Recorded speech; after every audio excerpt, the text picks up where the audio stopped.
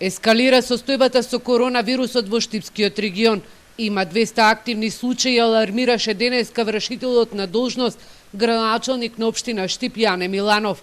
Вирусот се шири меѓу вработените во детските градинки, но и меѓу студентите и пензионерите.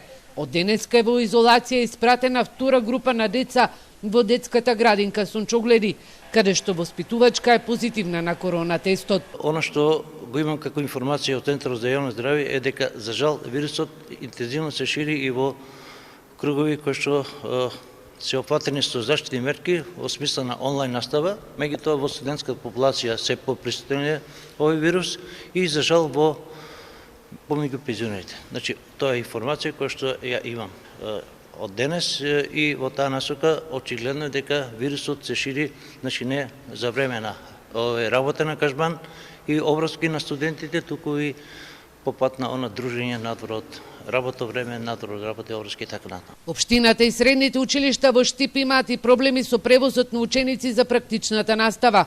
Транспортерите одбиваат да ги превезуваат од суседните градови, но Миланов смета дека за проблемов ќе се најде решение.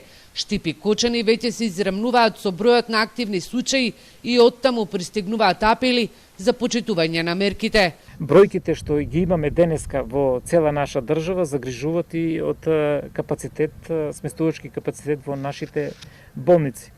Значи, непочитувањето на мерките, зголемувањето на бројките ќе допринесе до еден друг проблем кој ќе биде многу пострашен. Притисокот за хоспитализирање на пациенти во Штипскиот регионален ковид центар е голем.